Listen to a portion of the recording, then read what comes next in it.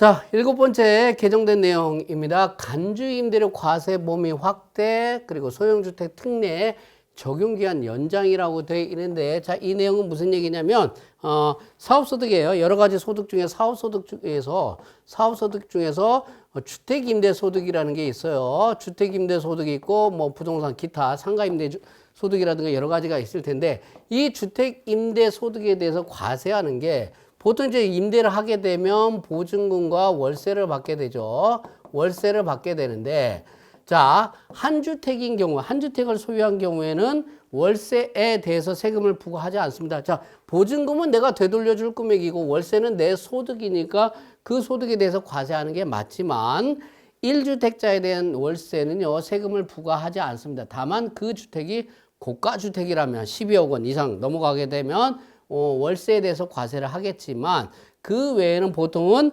월세를 받는, 주택이 한 채 있을 때는 월세 받을 때는 과세를 안 합니다. 그런데 한 주택이 아니라 2주택자부터는 월세에 대해서 과세를 합니다. 그리고 3개 주택 이상을 하게 되면 월세뿐만 아니라 보증금에 대해서도 세금을 부과합니다. 아니, 되돌려 줄 금액이라고 하면서 무슨 세금을 부과하느냐?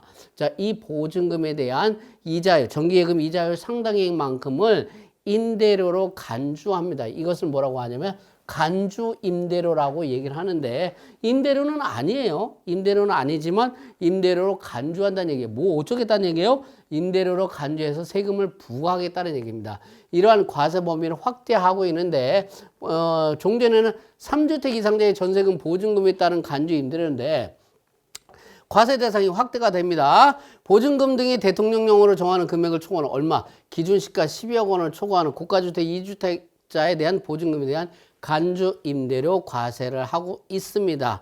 물론 이 적용 기한은 언제부터 하냐면, 과세 대상이 확대되는 것은 지금은 아니에요. 2026년 1월 1일 이후 개시하는 과세 기간부터 적용을 한다고 개정이 돼 있습니다. 자, 다만 이 주택수를 계산할 때, 주택수 2주택이냐 3주택이냐 1주택이냐 이 주택수 계산할 때 이 소형주택에 대해서는 특례가 적용이 되는데, 소형주택은 주택수 및 간주 임대료 과세 대상에서 제외를 해주고 있는데, 쬐끔한 거 40제곱미터 이하이면서 기준시가 2억 원 이하의 주택에 대해서는 주택수 계산할 때 제외를 합니다. 과세 대상에서 제외를 하기 때문에 소형주택은 뭐 아무리 많이 갖고 있어도 크게 문제가 없는 것 같습니다. 자, 이런 부분이 있는 것 같고요. 자, 간주임대료에 대해서 적용되는 것은 2026년 1월 1일 이후부터 적용되는 거기 때문에 지금 여러분들한테 세무사랑 프로그램에서 화면을 설명을 하지 않겠습니다. 물론 프로그램에서 별도의 서식이 따로 있습니다. 지금 설명하면 나중 되면 또 까먹죠. 그때 가서 설명을 또 해야 될 것 같습니다. 자, 그 다음에 장기주택 저당 차입금에 대한 이자 상환액에 대해서 소득공제를 확대를 하고 있습니다. 자, 장기주택 저당 차입금 이자 상환의 소득공제는요, 무주택 또는 1주택 근로자인데 공제 한도액이 300만 원에서 1,800만 원 사이였는데 600만 원에서 2천만 원으로 확대가 되고 있습니다. 상환기간 이거 한번 쭉 보시면 되고요. 주택 요건도 기준시가 5억 원에서 6억 원 이하로 뭐예요? 서민이라든가 중산층의 주거비 부담을 완화하기 위해서 개정을 하고 있습니다. 공제 한도 이렇게 돼 있습니다. 2024년 1월 1일 이런 부분들이 돼 있고요. 장기주택 저당 차입금 이자 상환의 소득공제 확대 계속되는 겁니다. 연장 또는 장기주택 저당 차입금을 연장하거나 또는 이전을 하는 경우가 있어요. 그랬을 때 이자 상환의 소득공제 5억 원 이하 주택 분양권 이렇게 쭉 돼 있는데 마찬가지로 6억 원으로 바뀌었다는 얘기 했고, 추가된 내용은 뭐냐면 차입자가 신규 차입자로 차입금으로 즉시 기존 장기주택 저당 차입금 잔액을 상환하는 경우도 포함을 하겠다는 얘기예요. 갈아타는 거 이런 부분도 포함을 해 주겠다라는 겁니다. 자, 그랬을 때 이 부분에 대해서는 어디에서 입력을 하냐면, 제가 좀 전에 근로소득 비과세라든가 살펴본 것은 우선 사원 등록하는 거, 그리고 급여 자료 입력 화면에서 비과세라든가 이런 부분 세팅해 주는 거, 이런 거 사원 등록 화면, 여러분들 세무사랑 프로그램입니다. 사원 등록 화면 그리고 급여 자료 입력 화면에서 세팅해 주고 급여 자료 입력을 쭉 다 하겠죠. 뭐 어떻게 매달 급여 자료 입력을 해주고 매달 원천세 신고를 쭉 다 해주겠죠. 그 다음에 와서 연말에 가서 해줘야 될 게 뭐예요? 다음 연도 2월 달쯤에 뭘 하죠? 연말정산이라는 걸 하게 됩니다. 연말정산을 하면서 이자 상환의 소득공제라든가 쭉쭉쭉쭉 정리를 하겠죠. 뭐 의료비, 교육비, 소득공제, 뭐 세액공제라든가 신용카드 소득공제라든가 여러 가지 정리를 하면서 적용을 하면서 뭐예요? 연말정산하죠. 이 연말정산의 업무는 어디에서 하냐면 연말정산 추가자료 입력 화면에서 합니다. 이 화면의 경로는 인사급여, 근로소득관리, 연말정산관리, 여기에 연말정산 추가자료 입력이라는 화면이 있어요. 여기에 사원을 선택을 하고 선택하면 쭉 나오게 됐죠. 여기 뭐 소득명세 쭉 이렇게 돼 있어요. 여기에 연말정산 입력 탭에 가시게 되면 연말정산 입력 탭에 이 화면이 쭉 나올 거예요. 연말정산 추가자료 입력 화면에 여러 가지 탭들이 있는데 맨 끝에 보면 연말정산 입력 탭이 있어요. 이 연말정산 입력 탭에 가시게 되면 어디 장기주택 저당 차입금 이자 상당액이라고 돼 있죠. 여기를 클릭을 합니다. 여기 뭐라고 돼 있냐면 밑에 하단에 여기 커서가 여기 위치해 있어요. 커서가 위치한 밑에 하단에 보면 이렇게 나와 있죠. 주치액을 입력하세요라고 돼 있죠. 여기. 그래서 여기를 클릭하게 되면 뭐가 나오냐면 주택자금이라는 팝업창이 활성화됩니다. 그래서 장기주택저당 차입금 이자 상환액 쭉 여기다가 입력을 해 주는데 거의 대부분은 여러분들이 어떻게 합니까? 국세청 홈택스에 들어가서 연말정산 간소화 서비스 자료를 조회해서 그것을 다운받아 가지고 어디에다가 연말정산 추가자료 입력 화면에다가 간소화 PDF 파일 여기다가 업로드를 하게 되면 거의 자동적으로 다 반영이 돼 있을 겁니다. 반영이 돼 있을 텐데 이런 부분들 여러분들이 확인하시는 차원에서 제가 설명을 드린 겁니다. 혹시라도 연말정산 간소화 서비스 자료에 반영이 안 돼 있다. 그러면 여러분들이 개별적으로 입력을 할 수밖에 없다라는 겁니다. 자, 이렇게 해서 정리하시고요. 자녀세액공제가 확대가 되고 공제 대상 손자녀가 추가가 됐다라고 돼 있는데 종전에는 자녀세액공제로서 기본공제 대상자에 해당하는 자녀 공제세액이 이렇게 돼 있어요. 15만 원, 30만 원, 초과 1명당 30만 원 이렇게 돼 있는데 적용 대상 및 공제세액이 확대된 게 한 명은 15만 원 그대로인데 두 명은 30만 원이 아니라 35만 원으로 인상이 됐고요. 세 명이 되게 되면 35만 원에 2명 초과당 2명 초과 한 명당 30만 원으로 정리를 해주고요. 세액공제액이 확대가 된 것뿐만 아니라 자녀뿐만 아니고 손자녀까지 그러니까 직계비속 자녀 이외에 손자녀까지 더 공제를 해줄 수 있도록 확대가 됐습니다. 왜 그렇게 했을까요? 출산 보육 부담을 완화하기 위해서 2024년 1월 이후 발생하는 소득분부터 적용을 하고요. 공제 대상이 추가가 된 것은 2024년 1월 이후 연말정산하거나 신고하는 분부터였으니까 2023년 귀속분에 대해서도 적용을 아마 여러분들이 했을 겁니다. 아시겠죠? 됐죠? 자, 이 부분들은 어떻게 하느냐면 세무사랑 프로그램에서는 자, 급여 입력하고 인건비 정리를 할 때 가장 먼저 해줘야 될 게 뭐냐면 사원 등록을 가장 먼저 해줘야 되는 거죠. 이건 그거하고 똑같아요. 여러분들이 그 세무기장이라든가 그 사업 진행을 하기 위해서 가장 먼저 해주는 게 뭘까요? 세무서에는 사업자 등록이라는 걸 해주겠죠.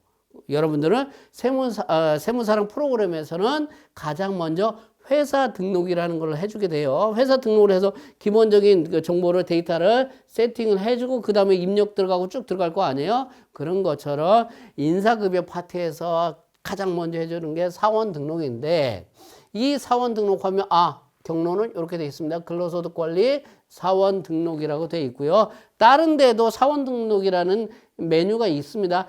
동일한 메뉴입니다. 동일한 거예요.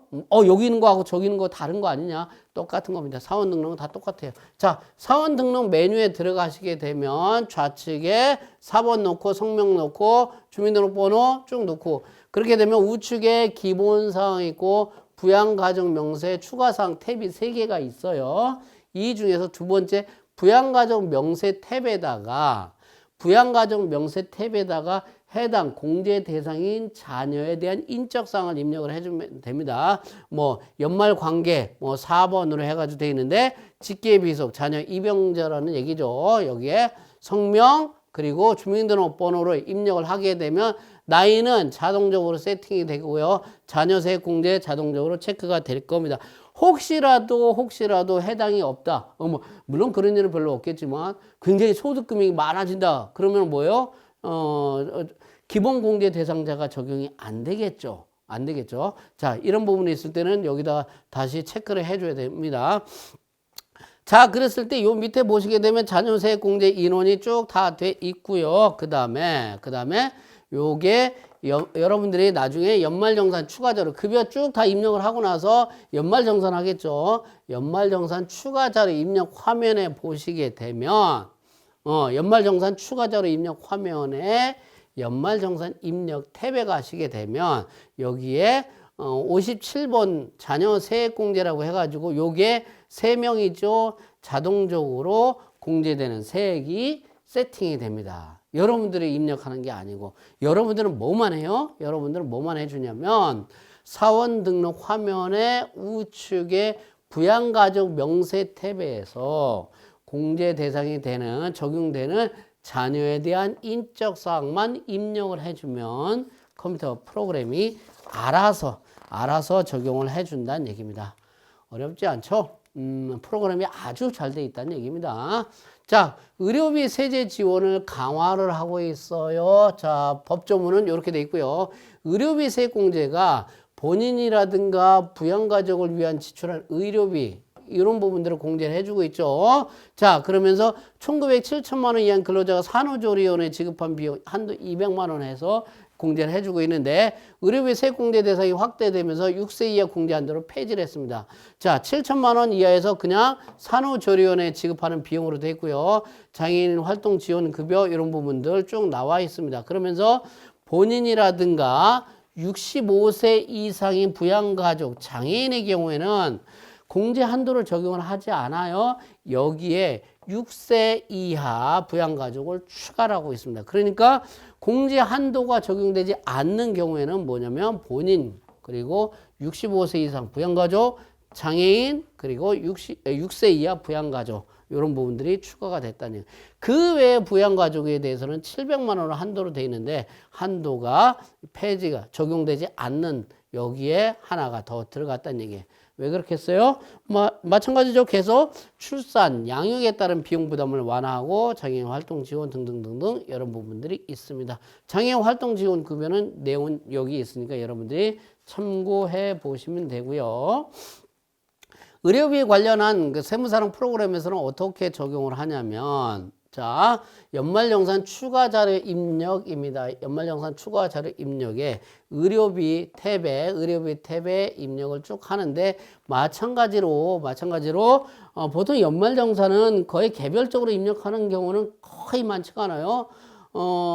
개별적으로 입력하는 사례라고 한다면 뭐 기부금 같은 거, 구세청 홈택스에 수록되지 않은 기부금 공제 같은 이런 부분들 이외에는 거의 대부분 다 구세청 홈택스에 수록된 연말정산 간수와 서비스 자료를 다운받아 가지고 여기다가 수록을 해 놓게 되면 알아서 자동적으로 다 계산이 될 거예요. 여하튼 여기에 의료비 탭에 이런 부분들이 쭉 다 돼 있으니까 여러분들이 정리를 하시면 될 것 같고요.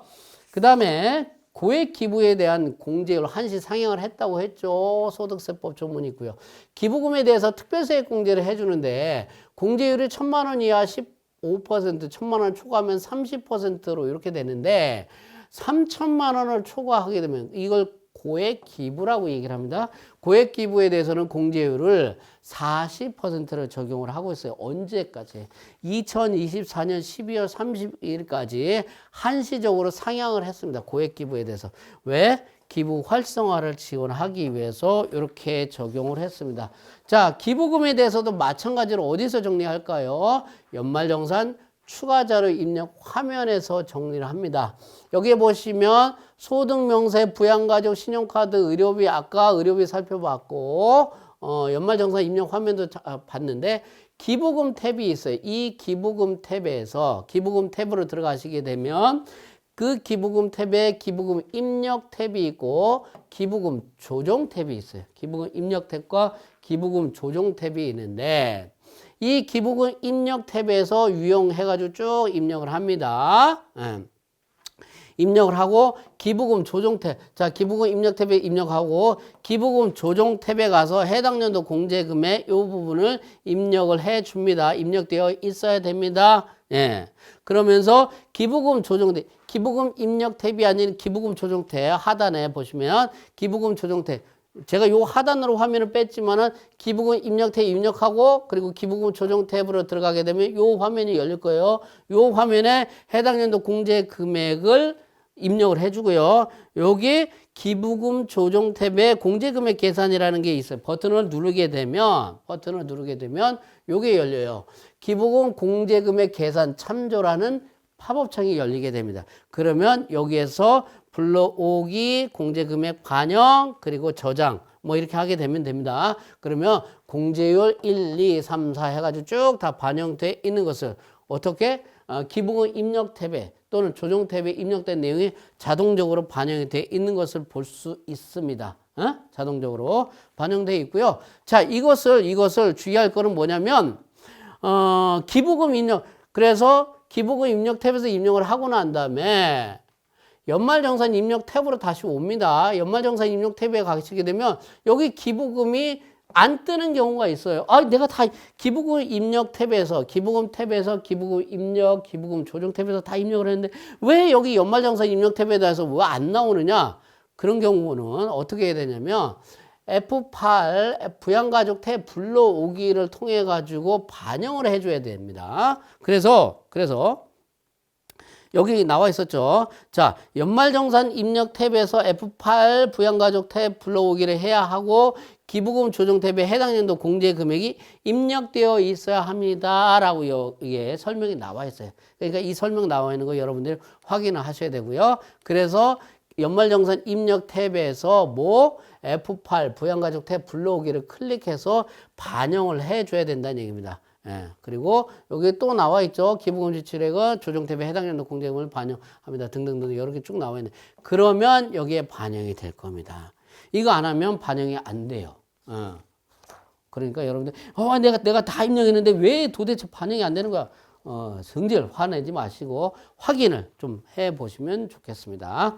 자, 그 다음에 상용 근로자 간이 지급 명세서 월별 제출 시행 시기가 유예됐다고 했죠. 자, 상용 근로자 간이 지급 명세서를 매월 좀 제출해 줘라. 그랬더니 야 힘들다라고 해가지고 어떻게 2026년 1월 1일 이후로 그때 해 주세요라고 됐어요. 원천징수 의무자 납세 협력 부담을 완화하기 위해서 그런 거고요. 자, 그렇다면 지금 현재 상태는 어떠죠? 현재는 상용 근로자 간이 지급 명세서는 어떻게 했어요? 1월부터 6월분까지를 7월 말에, 7월 말, 그리고 7월부터 12월분을 다음 연도 1월 말에 제출하는 걸로 이렇게 현재는 이렇게 돼 있죠. 현재는 이렇게 돼 있어요. 물론 일용근로소득이라든가 사업소득에 대해서는요. 다시 일용근로소득과 사업소득은요. 간이지급명세서는 다음 달 말까지 매월 제출을 해줘야 돼요.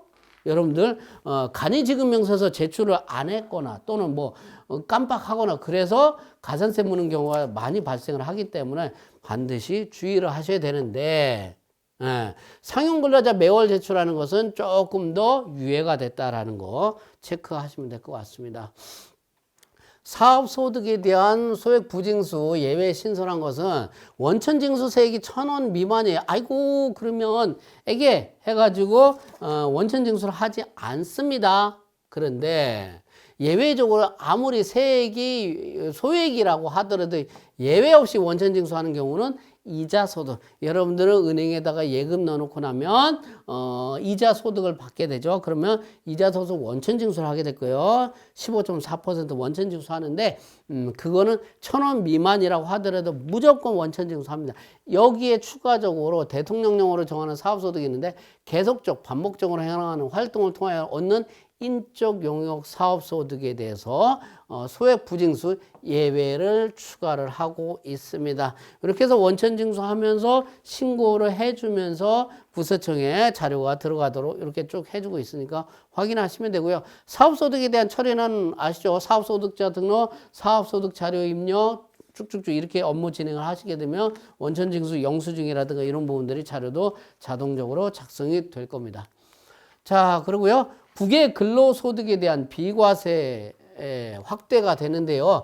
국외 근로소득에 대한 비과세 일반 국외 근로자 월 100만 원이고 외항선, 언양호선, 선원 및 해외건설 근로자에 대해서는 월 300만 원 비과세 하다가 이게 월 500만 원으로 확대가 되고 있고요. 재외 근무 수당에 대한 비과세 적용 대상도 확대가 되고 있다라는 얘기. 이런 부분들 그리고 산업인력공단의 직원 뭐 등등등 이런 부분들이 있는데 선원이라든가 해외건설 근로자의 지원 과세 형평을 제고하기 위해서 이렇게 비과세 한도가 확대가 됐다는 얘기. 이 내용은 먼저 뭐 직무발명 보상금이든 뭐 육아휴직수당이든 비과세 쪽에서 살펴봤던 내용이에요. 어디에? 급여 자료 입력 화면에 F4 수당 공제 화면을 클릭하면 요게 팝업창이 활성화돼서 수당 등록, 공제 등록 탭이 있는데 수당 등록에서 비과세 여기에서 F2 해서 코드 도면서 여기 있죠. 국외근로 월 500만 원 이렇게 변동이 되어 있습니다. 요거 선택해 가지고 확인을 해 주시면 정리가 된다는 얘기입니다. 이렇게 됐고요. 그 다음에 주택자금 대여 이익에 대한 비과세 대상이 조정이 됐습니다. 비과세되는 복리후생적 급여에 사택 제공 이익 등이 있고 중소기업 종업원 등이 주택 구입 임차에 소요되는 자금을 저리로 대여받아 얻은 이익에 대해서는요. 비과세되는 복리후생적 급여로 보고 있습니다. 일반 기업은 안 돼요. 중소기업만 됐는데 그러면서 종업원 범위를 조정을 했는데 아래에 해당하는 종업원은 제외하고 있습니다. 중소기업의 개인사업자 또는 법인인 경우에 해당 개인사업자 친족관계, 법인인 경우엔 지배주주 등에 해당하는 종업원 또는 이런 부분들에 대해서는 안 해줍니다. 비과세 안 해줍니다. 비과세 안 해주기 때문에 뭐예요? 과세가 된. 이 내용 어디서 봤어요? 직무발명 보상금 할 때 적용이 제외되는 종업원 범위에 대해서 살펴봤었지 여기에서도 똑같이 적용이 된다라는 겁니다. 과세 형평을 제고하기 위해서 이런 부분들이 있다라는 거 보시면 되고요.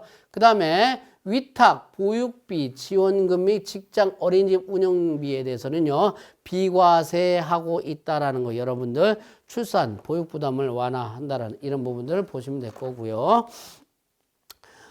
주택 차익, 연금 계좌 납입 이후에 사후관리가 간소화된 건 뭐냐면 연금 외 수령으로 이렇게 보는 부분들이 쭉 있어요. 여러분들 한번 이런 내용들을 한번 쭉 한번 보시면 될 것 같아요.